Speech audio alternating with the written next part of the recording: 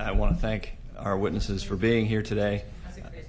This is a truly enlightening opportunity for us to hear from you, for the public to hear from you as well. Your voices need to be heard, and as Lieutenant Garrido said, the silent majority needs to speak up. I come from a state where we have these problems. We've had these problems of recidivism, but in the 90s we took action to address them. We passed a ban on parole. We passed stricter laws regarding bond and bail laws, and we now have the lowest recidivism rate in the country in Virginia. We're blessed to have leaders who recognize the benefit of that, and we want to keep it that way. Illinois is unfortunately in a different place. Their recidivism rate, whereas Virginia's is around 20%, Illinois is around 35%, Chicago's 89%, as high as 89% potentially.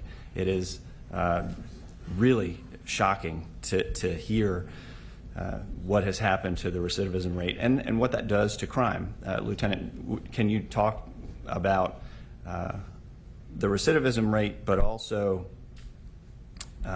in the idea that not just chasing, but taking action regarding smaller crimes can help prevent larger crimes? With the recidivism, and I don't know the statistics, but I know there's numbers out there that show that, you know, a majority of the crimes are committed by the same people that are just out over and over and over and over. As far as the other aspect of your question, I'm sorry, can you repeat that last part again? Well, can you talk about kind of a broken windows policy and, right. Where? So up until 2016, we used to have a policy of doing contact cards, and that's where officers would, anytime they stopped or came in contact with somebody, you would document it on a little card and you would turn it in, and they would get put in the computer. So it helped actually solve a lot of investigations because people could look up and see where people were that matched certain descriptions. Policies changed. We went to an investigative stop report, which was 2 pages, took a ton of time to complete, and the numbers dropped big time. So before 2016, we were stopping anywhere from 450 to 500,000 people a year here in Chicago. So it's engaging with the public out there. It's proactive policing. That first year, 2016, we dropped to 108,000 stops, and it's dropped down to now where it's probably in about the 30,000 stops a year. That's a lot of people that are not interacting with the police anymore, so they feel emboldened, they're braver, they're going to carry their weapons, they're going to do more crimes. And talk to me about the impact that the Defund the Police movement has had on that as well. These officers want to do the job that they are hired to do. They want to go out there, they want to work. Helping people is in their DNA, and putting these restrictions on and making it extremely difficult, making them jump through hoops, making them spend all this downtime. You know, before it was quick. You know, you'd stop somebody, you could do a contact card, you'd move on to the next one. When you have to stop and do a 2-page report in the computer, it completely hampers the whole process. And Officer Yanez, you mentioned your coworker who actually hesitated, and the impact of that Defund the Police movement on officers hesitating on the scene, whether it is to engage or to actually take action. Can you speak a little bit about the impact that the Defund the Police movement has had on officer responsiveness?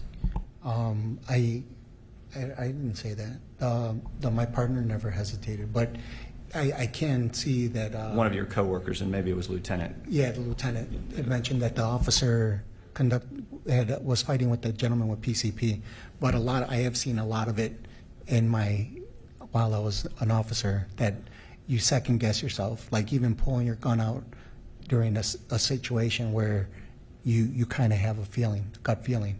There's like, you got to get a number for that.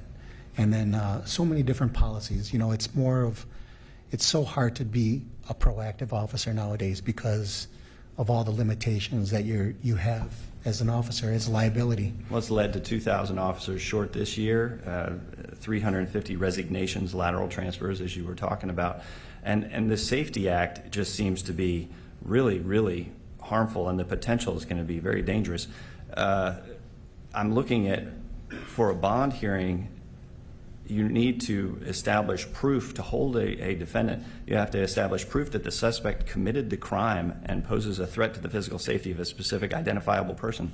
Wouldn't that necessitate the introduction of trial evidence in a bond hearing? And how on earth would you be able to adjudicate in a bond hearing whether a proof existed that a suspect committed a crime? Well, here, just I think it was this morning, yesterday morning or this morning, an offender shot his neighbor's dog in the head. Officers responded. He was a foot chase. They recovered a backpack that he pitched that had weapons in it and loaded magazines. And for court today, they actually did ask for a pretrial detention, and the judge said no and denied it. So even if we have prosecutors that are willing to actually go forward with detention, now we have judges that will throw that one out. Gentleman yields back. The chair now recognizes